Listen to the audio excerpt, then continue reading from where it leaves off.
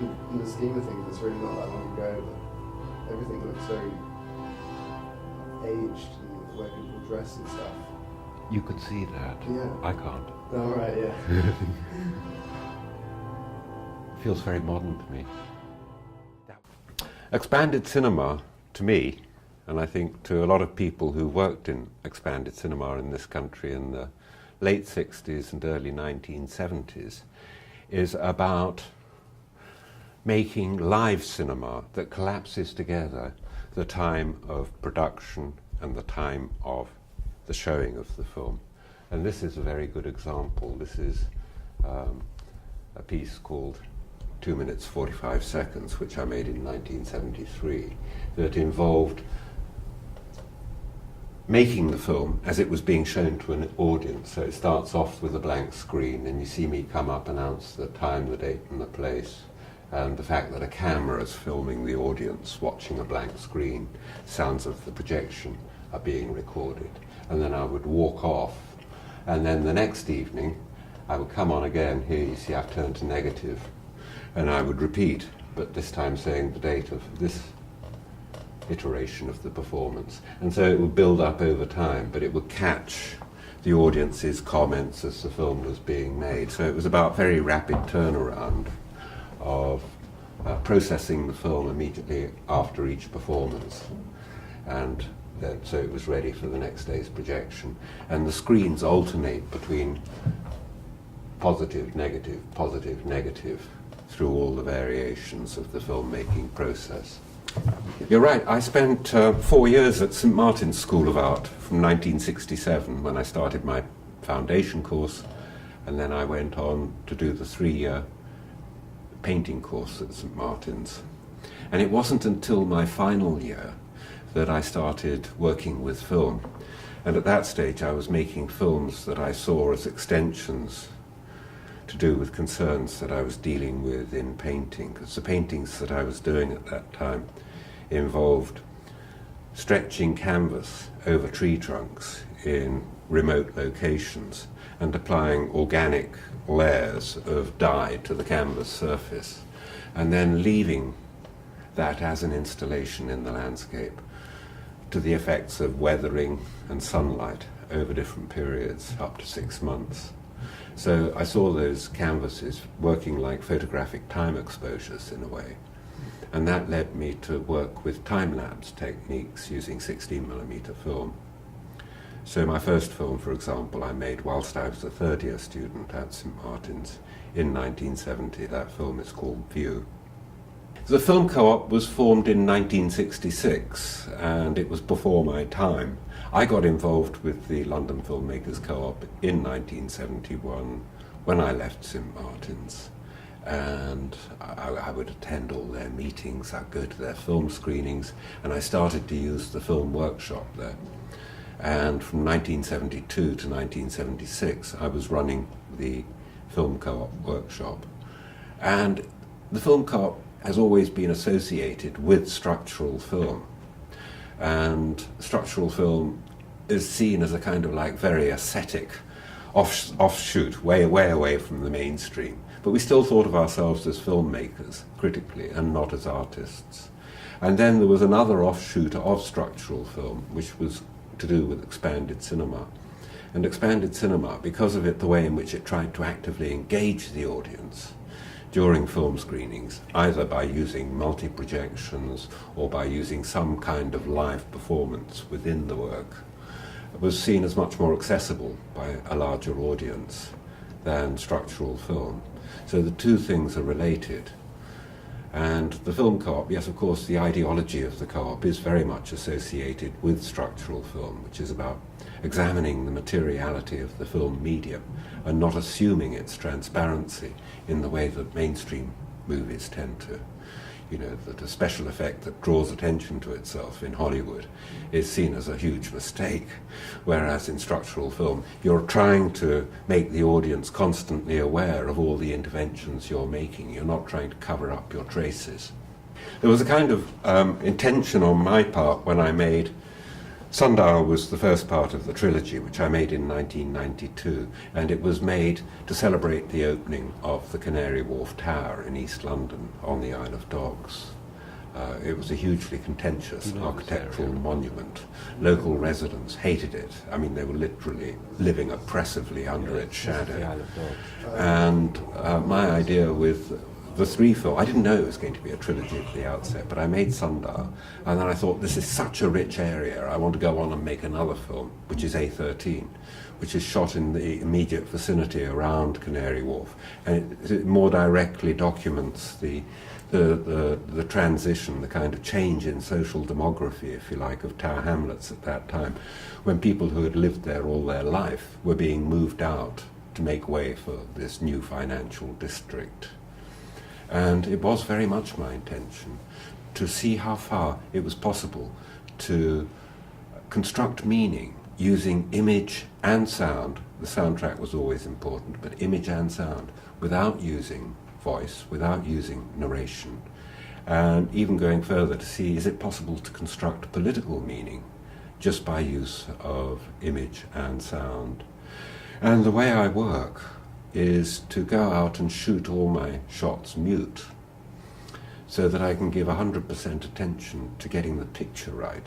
And then if it's relevant, I will go back and I will record a soundtrack from the same location. So the picture would come first, and it would be, the sound would lead what the picture was doing. Since making Island Race in 1996, I've worked with David Cunningham, the sound artist, to make soundtracks with me. And with all the films that we've made together, I would go out and get the sound, or most of the sound.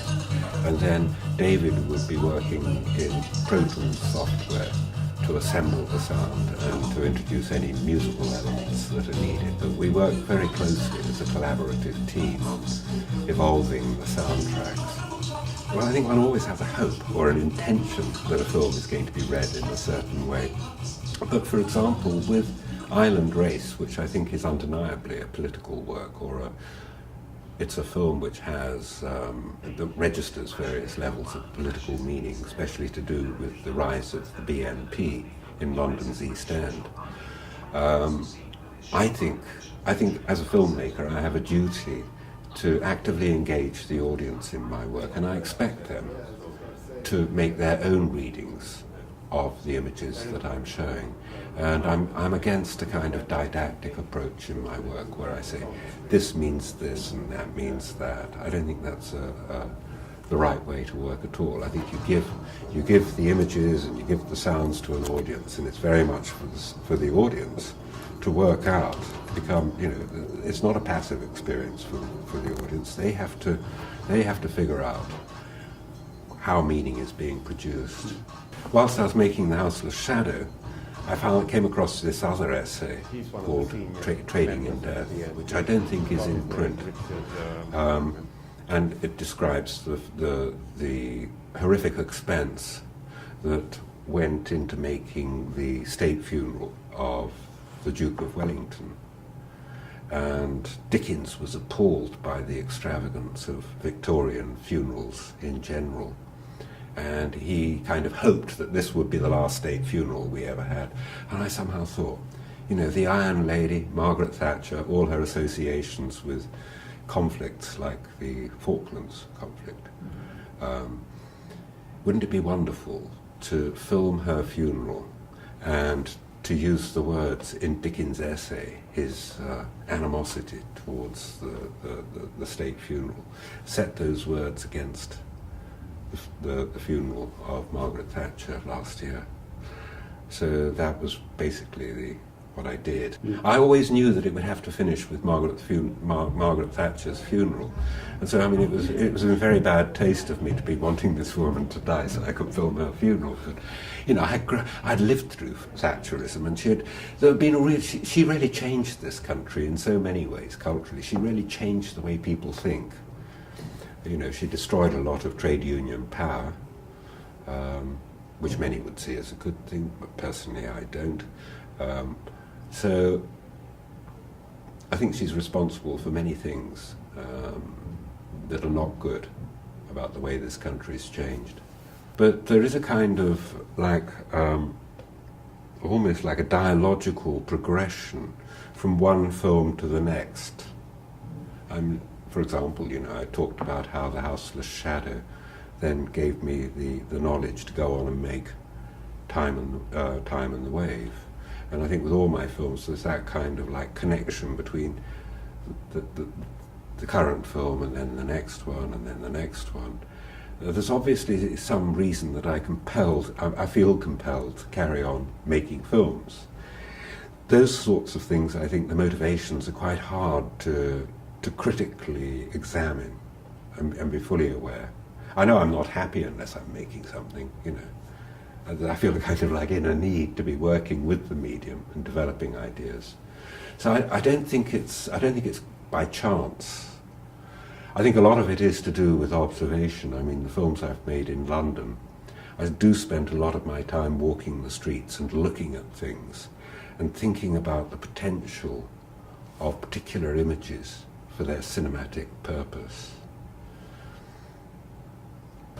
To be perfectly honest, I don't like generic descriptions of certain kind of filmmaking. Some people refer to my films as documentaries. There is a documentary aspect in much of my work, including the film I'm making at present. And I think if you take a camera onto the streets and you make a film without any kind of manipulation or intervention with your subjects, that can be seen as a documentary process. But I don't like the term documentary. I think it's too limiting. And equally, my work tends to get pigeonholed into the category of artists' film and video. I don't think that's a very satisfactory category either, because it's such a broad term and it describes such a wide range of practice from people like Isaac Julian, myself, Patrick Keeler, a very wide range of very different works, and filmmakers like Carol Morley, for example, who's made major narrative features. She's still referred to as an artist filmmaker. So unless the term has some useful purpose, I try to avoid pinning my work into narrow categorizations of genre. Strictly speaking, if one talks about filmmaking, one's talking about the process of filming on celluloid and editing, cutting the film on celluloid, and keeping it purely within the analogue terms of 16mm or 35mm production. But I've stopped using film since 2010 when I made About Now MX. The reason I stopped working, I never thought I would. I always thought I would be one of the last people to hang on to dear life until film disappeared forever. But what happened in 2010 is that the laboratory that I was using, which offered very good discounts to people like me and to students, they got taken over. They stopped making film prints. And so if I need to get film prints made now, I have to get my negatives sent either to Amsterdam or to Belgium. And that's just ridiculous because it's very expensive, it takes a long time for the material to come back. And it was the first digital production I made was The Houseless Shadow in 2011. And much to my surprise, I loved the whole process of working digitally. I would like to see more films about contemporary life in London specifically, and contemporary issues, not just here in the UK, but contemporary issues abroad. You do get quite a lot of that, but it's usually within the context of dramas. I think there are wonderful films that are being made. There's a fabulous 3-screen installation at Tate Britain by John O'Comfort called The Unfinished Conversation, which is one of the best expanded cinema works that I've seen ever. It's a very intelligent piece of work. It's very striking. It's very thought-provoking. It's about Stuart Hall, and John O'Comfort, of course, made the feature film about Stuart Hall, which was released in the autumn. But this is quite an extraordinary work, and I think he uses 3 screens for very good effect and engages the audience in a way that they can't be engaged whilst watching a feature film. So I'm not unhopeful about the future. I think all the time I see new and surprising films. mostly not in the cinema, I have to say.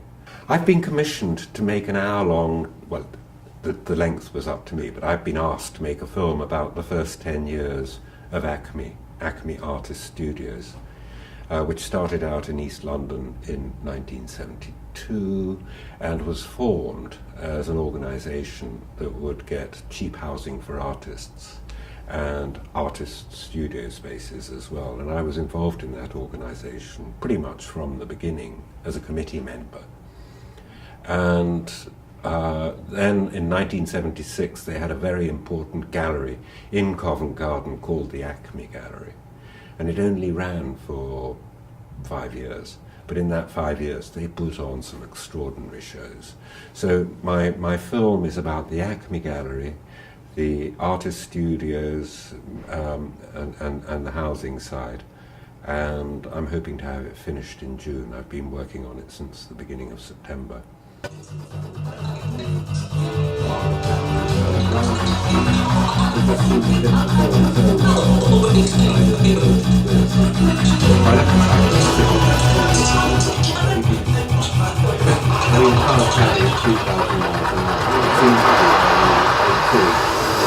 Yeah, it's quite like a chance of that relation yesterday.